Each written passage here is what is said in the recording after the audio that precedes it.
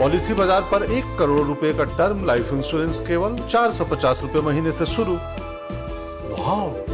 नमस्कार, news at में हाजिर हैं। त्रिपुरा में बीजेपी की जन विश्वास यात्रा में गृह मंत्री अमित शाह ने अयोध्या में राम मंदिर के उद्घाटन की तारीख का ऐलान कर दिया है। उन्होंने कहा है कि 1 जनवरी 2024 को राम मंदिर तैयार होगा। उन्होंने लोगों से अयोध्या के लिए टिकट बुक करने के लिए भी कहा। गृह मंत्री अमित शाह ने इस दौरान राहुल गांधी पर भी निशाना साधा। अमित शाह ने कहा कि राहुल गांधी सुन ले, 1 जनवरी 2024 को अयोध्या में गगनचुंबी राम मंदिर आपको तैयार मिलेगा। मित्रों, मैं एक बात बताने आया हूं। 2019 के चुनाव में मैं पार्टी का अध्यक्ष था और ये राहुल बाबा कांग्रेस पार्टी के अध्यक्ष थे। तो राहुल बाबा हर रोज पूछते थे, मंदिर वहीं बनाएंगे, तिथि नहीं बताएंगे। और राहुल बाबा कान खोलकर सुन लो और सब रूम वालों आप भी टिकट करा लो। 1 जनवरी 2024 को अयोध्या में गगनचुंबी राम मंदिर वहां पर आपको तैयार मिलेगा। झारखंड में स्थित जैन तीर्थ स्थल समेत शिखर जी अब पर्यटन क्षेत्र नहीं होगा। बीते कई दिनों से देश भर में जैन समाज के प्रदर्शनों के बाद आखिरकार आज केंद्र सरकार ने 3 साल पहले जारी अपनी अधिसूचना वापस ले ली। केंद्रीय पर्यावरण मंत्री ने आज जारी नोटिफिकेशन में सभी पर्यटन गतिविधियों पर रोक लगाने के निर्देश दिए। केंद्रीय मंत्री भूपेंद्र यादव ने दिल्ली में जैन समाज के प्रतिनिधियों के साथ बैठक भी की।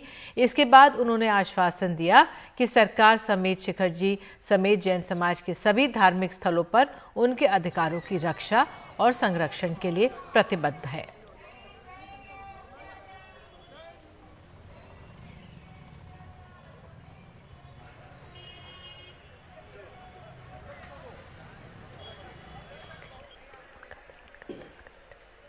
हर समुदाय का सेंटिमेंट रेस्पेक्ट करना हमारा मोदी सरकार जी का लक्ष्य है। इसलिए मैं जैन समाज जी से अनुरोध करता हूं, टूरिज्म डिपार्टमेंट हो, केंद्र सरकार हो, हम पूरा रिस्पेक्ट करेंगे। कोई भी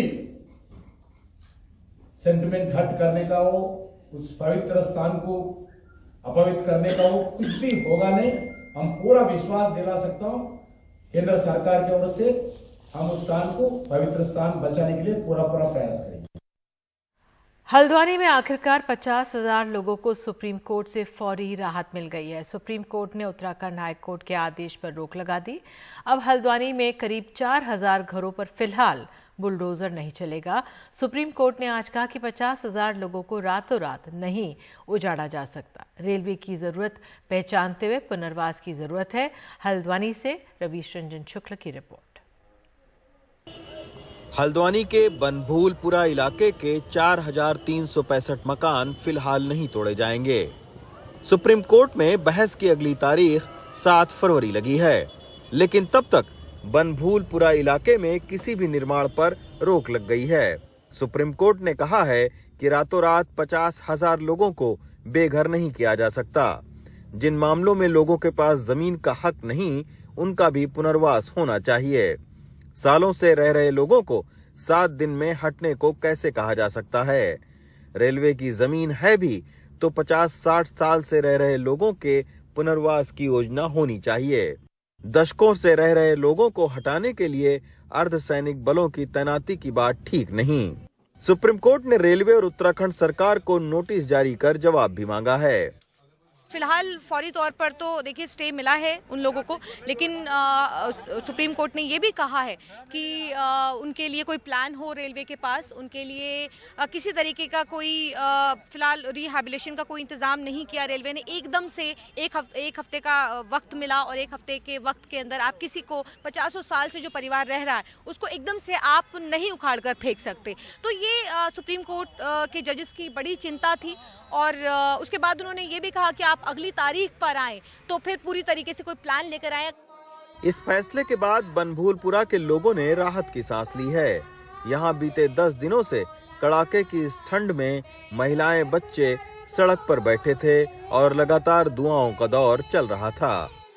बहुत खुश है, बहुत खुश है। इंकलाब जिंदाबाद। बहुत बहुत शुक्र है अच्छा, अभी तक आप लोग रो रही थी यहाँ दुआएं पढ़ने में, अब खुशी लौटी है? हाँ, वाकई में बहुत अच्छा, बहुत ज्यादा खुशी है, चेहरों पर रौनक है। इंशाल्लाह हम बहुत खुश हैं और सुप्रीम कोर्ट के फैसले का हम स्वागत करते हैं तहे दिल से, और इंशाल्लाह इंसानियत जिंदा रहेगी और जिंदा है और जिंदा रहेगी ता क़यामत तक। हमें बहुत ज़्यादा सुकून मिला है इस न्यूज़ को सुन करके कि हमें स्टे मिल गया है, और हम अब निरंतर स्टे के बाद अपनी कार्रवाई को आगे बढ़ाते चले जाएंगे, और इंशाल्लाह हमें उच्च न्यायालय पर पूरा भरोसा है कि हमें कामयाबी मिलेगी। ये जो घर हैं, जो आप घर देख रहे हैं ये बने हुए, इन्हीं को तोड़े जाने का आदेश नैनीताल हाई कोर्ट ने दिया था, लेकिन अब सुप्रीम कोर्ट ने ये कह दिया है कि इस समस्या का मानवीय पहलू भी देखा जाना चाहिए। और दूसरी साइड में अगर मैं आपको दिखाऊं तो ये देखिए राजकीय बालिका उच्च माध्यमिक विद्यालय, यानी इस तरह के 4 सरकारी स्कूल बने हुए हैं, 2 बड़ी बड़ी पानी की टंकियां बनी हुई हैं और सरकारी बैंक है यहाँ पर। तो सवाल यही उठता है जो सुप्रीम कोर्ट ने भी सवाल पूछा राज्य सरकार से और रेलवे से कि कैसे आखिर इस जमीन पर सरकारी जो भवन हैं वो यहाँ पर बन गए। देश के कई इलाकों में अतिक्रमण की समस्या गंभीर है, लेकिन इस समस्या का मानवीय पहलू भी है जिसे नजरअंदाज नहीं किया जा सकता। हल्द्वानी से अशोक माले और आशीष भार्गव के साथ रवीश रंजन शुक्ला, एनडीटीवी इंडिया। और इस समय की हम आपको एक खबर दिखा रहे हैं, ब्रेकिंग न्यूज़। दिल्ली एनसीआर में भूकंप के झटके महसूस किए गए। 7:58 पर ये झटके महसूस किए गए। स्टूडियो में हम लोग मौजूद थे, हेडलाइंस हमें रोल करनी थी और कुछ आवाज़ें आई तो मैंने कहा भी एनसीआर से कुछ हिल रहा है, तो बहरहाल वो भूकंप ही था और भूकंप के झटके महसूस किए गए। हालांकि हल्के थे, अब कितनी कहाँ पे इसका एपिसेंटर था इसका इंतज़ार किया जाएगा, लेकिन दिल्ली एनसीआर में ये भूकंप के झटके महसूस किए गए हैं और चिंताजनक स्थिति है। इस पर लगातार और अपडेट्स हम आपको देते रहेंगे, लेकिन अगर आप सब ने भी महसूस किया हो तो हमारे एनडीटीवी पर आप ट्वीट कर बता सकते हैं। और उत्तराखंड से खबर जोशीमठ से जुड़ी हुई, आपको बता दें कि वहां पर घरों, इमारतों, जमीन पर पड़ रही हैं दरारों से हड़कंप मचा हुआ है। जोशीमठ में 500 से ज्यादा घरों में दरार आ चुकी है। 60 से ज्यादा परिवार पलायन कर चुके हैं। दरारों के चलते एशिया की सबसे बड़ी रोपवे भी बंद कर दी गई है। जोशीमठ के मुख्य पोस्ट ऑफिस में दरारें पड़ गई हैं। सरकार से नाराज लोगों ने मशाल जुलूस निकाला। प्रदर्शनकारियों के मुताबिक जमीन में से अब पानी का रिसाव हो रहा है और सरकार कुछ नहीं कर रही है। आइए सुनते हैं क्या कहा है मुख्यमंत्री ने और पर्यावरणविदों ने।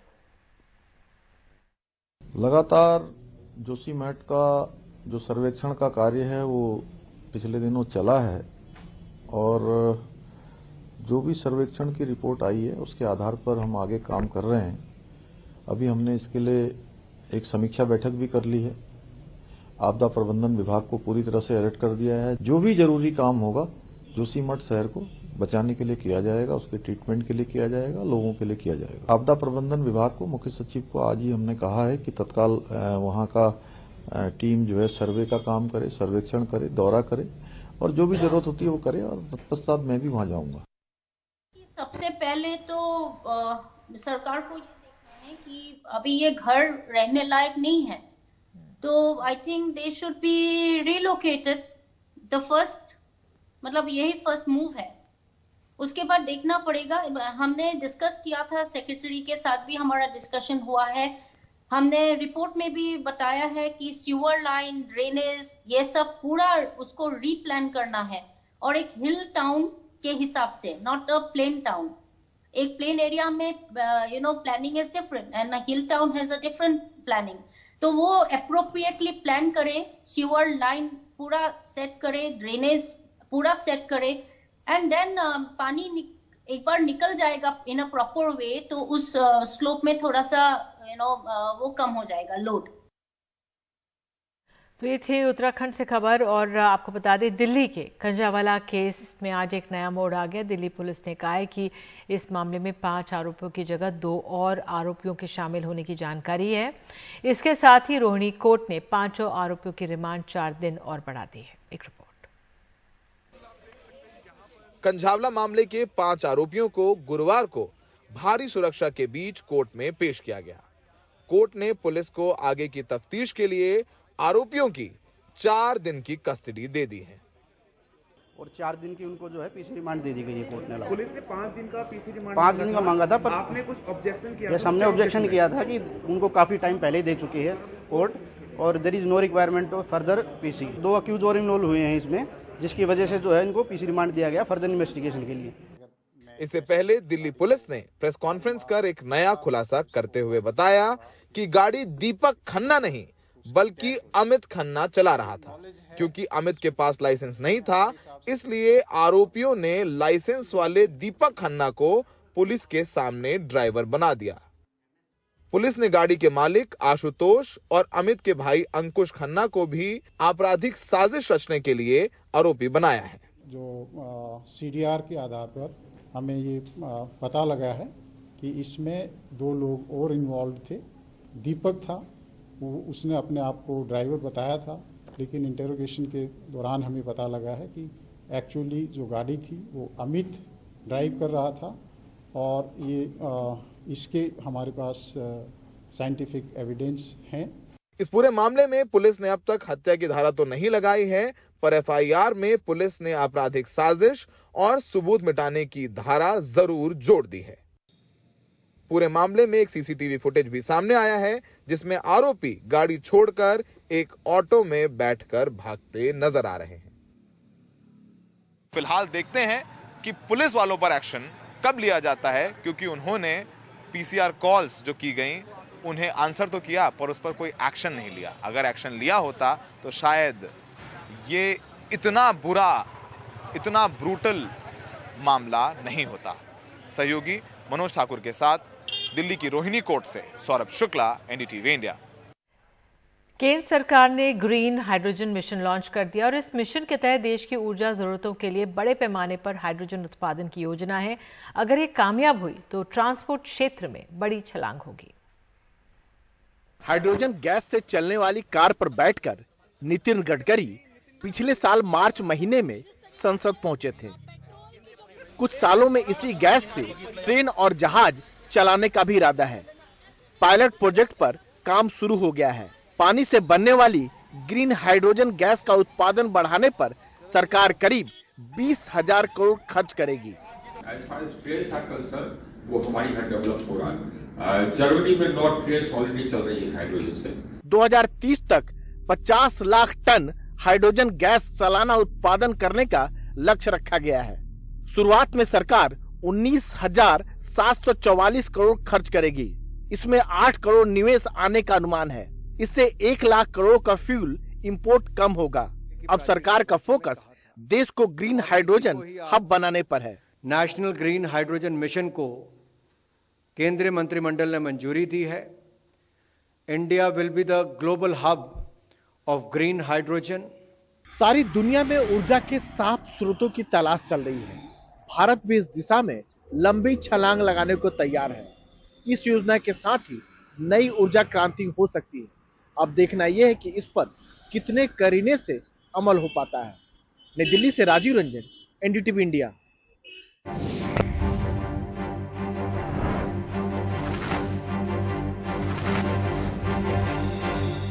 तो दिल्ली में आज का दिन इस सीजन का सबसे ठंडा दिन रहा। आज दिल्ली में न्यूनतम तापमान 3 डिग्री तक गिर गया, यानी आज दिल्ली डलहौजी, शिमला, मसूरी और नैनीताल से भी ठंडी रही है। उत्तर भारत के कई इलाके ठिठुर रहे हैं। दिल्ली का न्यूनतम तापमान 3 डिग्री तक गिर चुका है। ये दिल्ली का इस सीजन का सबसे कम तापमान है और मसूरी, नैनीताल और शिमला से भी कम।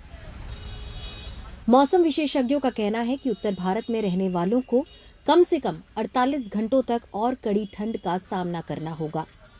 ऐसा मौसम मजदूरों और सिक्योरिटी गार्ड जैसे बाहर काम करने वाले लोगों और सड़कों पर रहने वाले बेघरों के लिए बहुत ही परेशानी का वक्त है।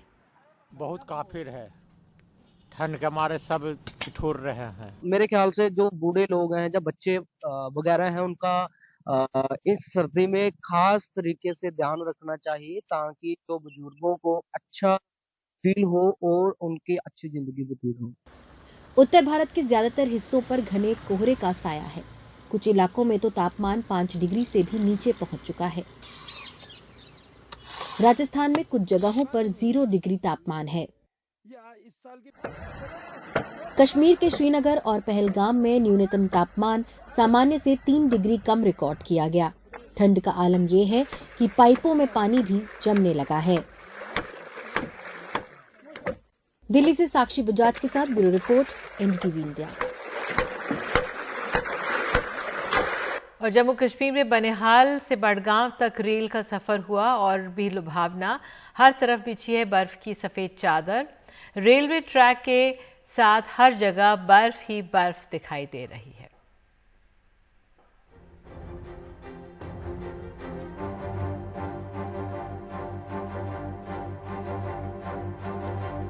इसी के साथ न्यूज़ 8 में इतना ही, लेकिन खबरों का सिलसिला एनडीटीवी इंडिया पर जारी रहेगा।